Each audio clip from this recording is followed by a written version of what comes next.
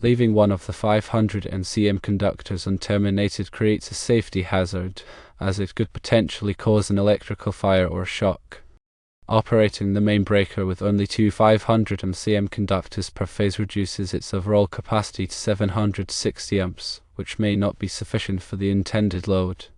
This installation violates Article 110.14b of the National Electrical Code, which requires all conductors of a circuit to be connected to a terminal or outlet.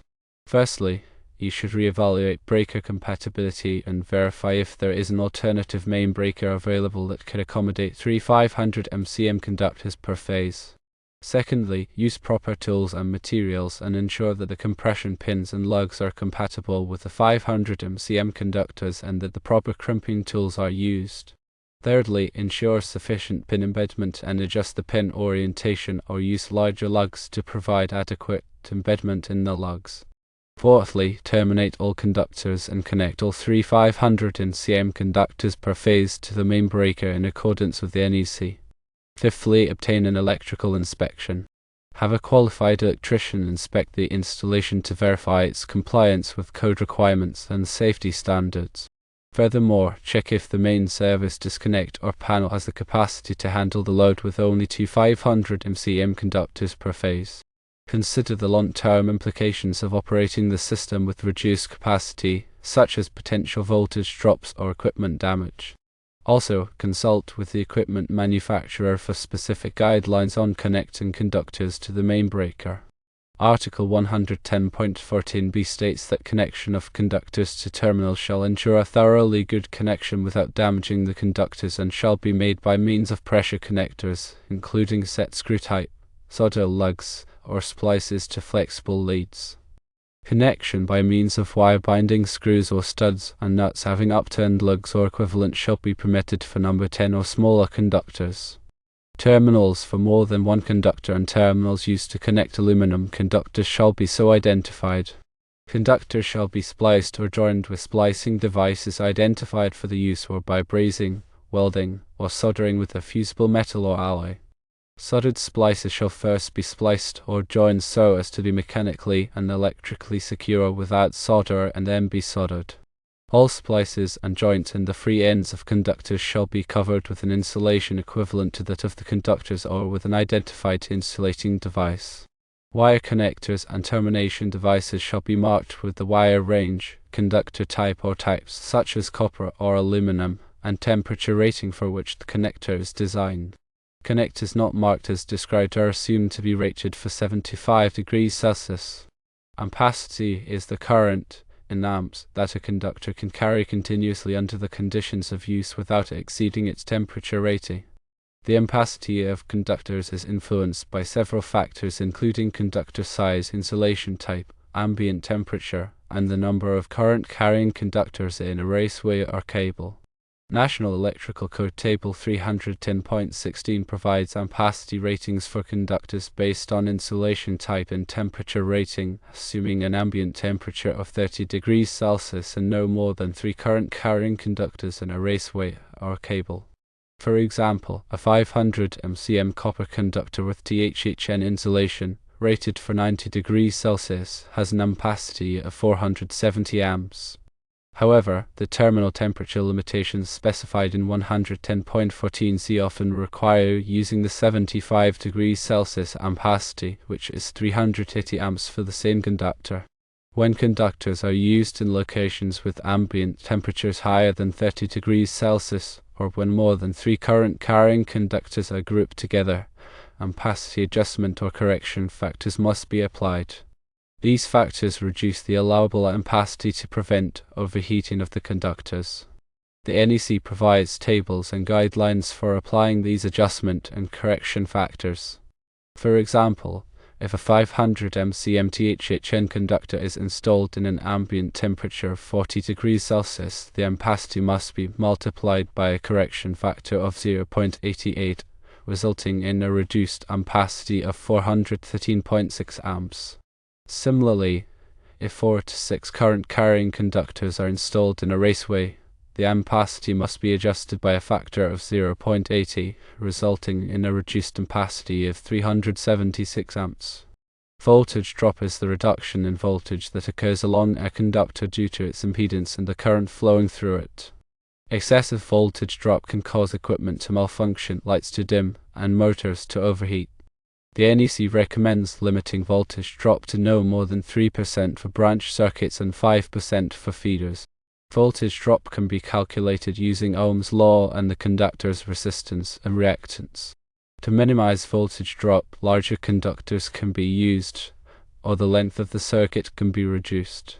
Parallel conductors are multiple conductors connected in parallel to increase the ampacity of a circuit. When using parallel conductors, all conductors must be the same size, material, and insulation type, and they must be terminated in the same manner. The NEC permits the use of parallel conductors under certain conditions, such as when the ampacity requirements exceed the maximum ampacity of a single conductor. When parallel conductors are used, the overcurrent protection device must be sized to protect the conductors in accordance with their ampacity. Grounding and bonding are essential for electrical safety. Grounding provides a low impedance path for fault current to return to the source, which helps to trip the overcurrent protection device and prevent electrical shock. Bonding connects all metal parts of an electrical system together to create an equipotential plane, which minimizes the risk of electric shock. The NEC specifies the requirements for grounding and bonding, including the size and type of grounding and bonding conductors.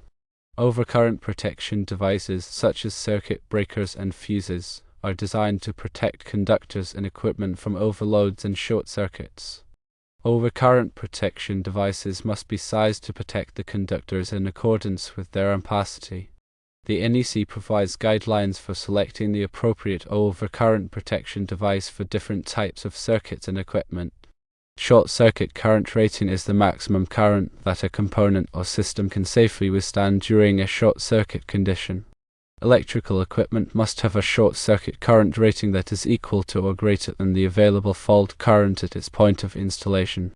The available fault current can be calculated using engineering studies or estimated using simplified methods. The NEC requires that electrical equipment be marked with its short circuit current rating. Arc flash is a dangerous electrical phenomenon that can occur when a short circuit or fault creates a high-energy arc. Arc flash can cause severe burns, explosions, and even death.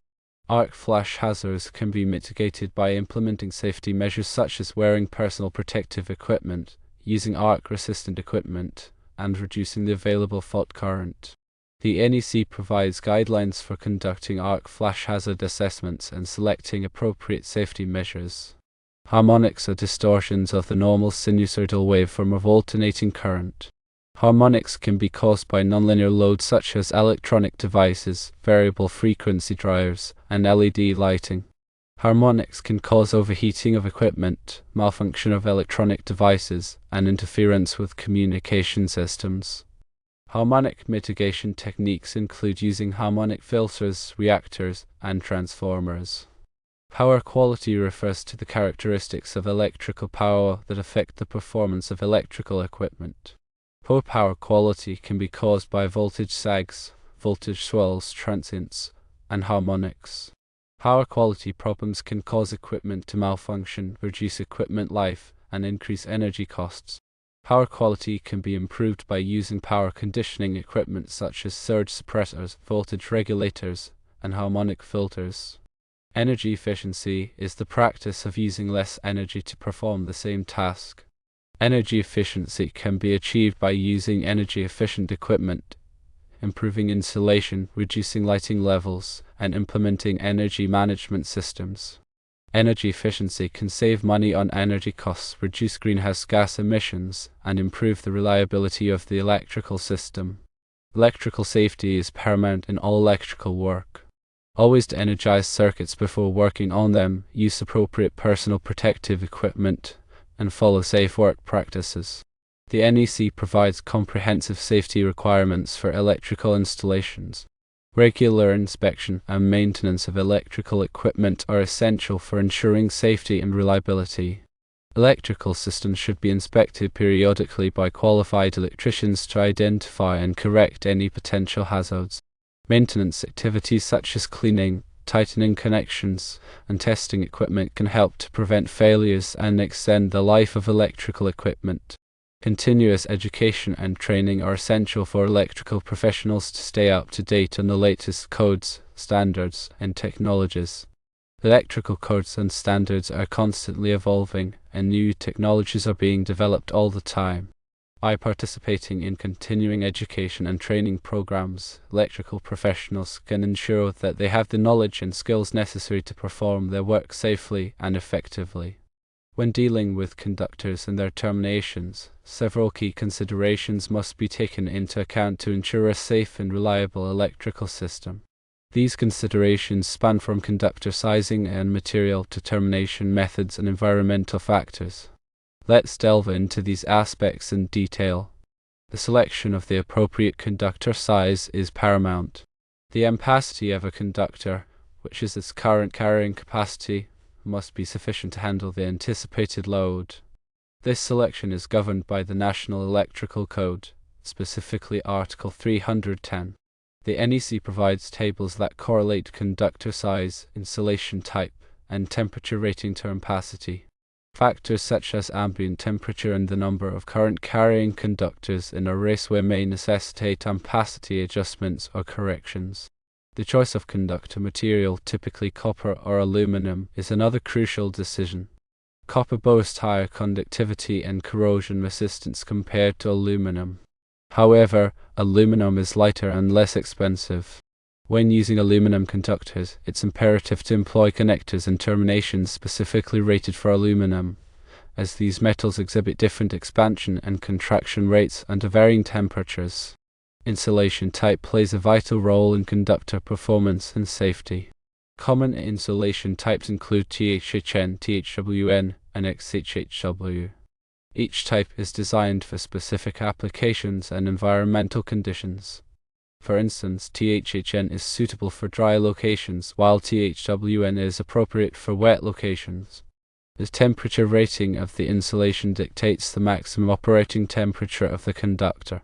Termination methods are critical to ensuring a secure and reliable connection. Proper termination techniques prevent overheating, arcing, and potential fire hazards. Common termination methods include compression connectors, set screw connectors, and lug terminations. The selection of the appropriate method depends on the conductor size, material, and application. Environmental factors such as temperature, humidity, and corrosive atmospheres can significantly impact conductor and termination performance. High temperatures can reduce conductor ampacity, while humidity and corrosive atmospheres can accelerate corrosion. Conductors and terminations should be selected and installed to withstand the specific environmental conditions of the installation location. Grounding and bonding are essential for electrical safety. Grounding provides a low impedance path for fault current to return to the source, which helps to trip over current protection devices and prevent electrical shock. Bonding connects all metal parts of an electrical system to create an equipotential plane, minimizing the risk of electric shock. Proper grounding and bonding techniques are crucial for ensuring a safe electrical system. Overcurrent protection devices, such as circuit breakers and fuses, are designed to protect conductors and equipment from overloads and short circuits. These devices must be sized appropriately to protect the conductors in accordance with their ampacity. The NEC provides guidelines for selecting the appropriate overcurrent protection device for different types of circuits and equipment. Regular inspection and maintenance are essential for ensuring the continued safety and reliability of electrical systems. Inspection should be conducted periodically by qualified electricians to identify and correct any potential hazards. Maintenance activities such as cleaning, tightening connections, and testing equipment can help to prevent failures and extend the life of electrical equipment. Continuous education and training are crucial for electrical professionals to stay up to date on the latest codes, standards, and technologies. Electrical codes and standards are constantly evolving, and new technologies are being developed all the time. By participating in continuing education and training programs, electrical professionals can ensure that they have the knowledge and skills necessary to perform their work safely and effectively. The National Electrical Code (NEC) serves as the cornerstone for safe electrical installations in the United States. It's a comprehensive set of standards and guidelines that cover virtually every aspect of electrical wiring, equipment, and systems. Adherence to the NEC is not only a matter of compliance but also a fundamental commitment to safety. Article 110 of the NEC provides general requirements for electrical installations. It covers topics such as workmanship, equipment ratings, and conductor terminations. This article sets the stage for all other requirements in the NEC. Article 250 of the NEC addresses grounding and bonding. Grounding provides a path for fault current to return to the source, while bonding connects metal parts to create an equipotential plane.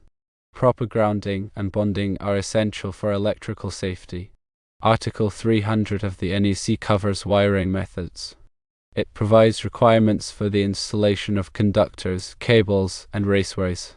This article addresses issues such as physical protection, support, and separation of conductors. Article 310 of the NEC deals with conductors for general wiring. It provides ampacity ratings for different types of conductors and guidelines for adjusting ampacity based on factors such as ambient temperature and the number of current-carrying conductors in a raceway. Article 408 of the NEC covers switchboards and panel boards. These are the distribution points for electrical power in a building. This article provides requirements for the construction, installation, and overcurrent protection of switchboards and panel boards. Article 430 of the NEC addresses motors, motor circuits, and controllers.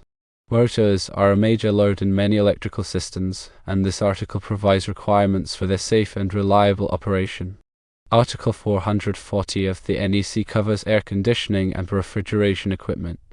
This equipment has unique electrical characteristics, and this article provides specific requirements for its installation and wiring. Article 500 of the NEC deals with hazardous locations. These are areas where flammable gases, vapors, or dust may be present. This article provides requirements for electrical equipment and wiring in these hazardous environments. Article 517 of the NEC covers healthcare facilities.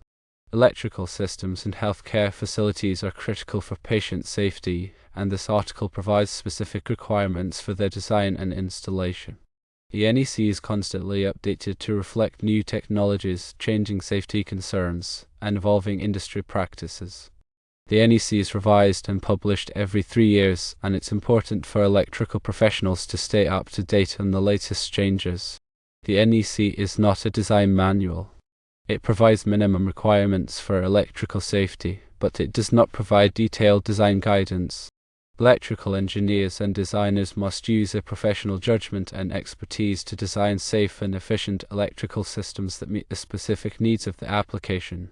The NEC is adopted by many state and local jurisdictions, and it becomes law when it is adopted. Electrical installations must comply with the NEC in order to be approved by the local electrical inspector. Failure to comply with the NEC can result in fines, delays, and even legal action. The NEC is an essential resource for electrical professionals.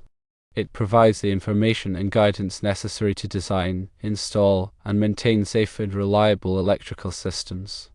By understanding and following the NEC, electrical professionals can help to protect people and property from electrical hazards. Electrical codes and standards are continuously evolving to adapt to new technologies, address emerging safety concerns, and refine existing practices.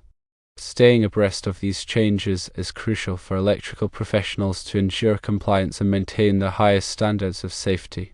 Continuous learning and professional development are essential for electrical professionals to stay up to date on the latest codes, standards, and technologies. This can be achieved through participation in continuing education courses, attending industry conferences, and reading trade publications.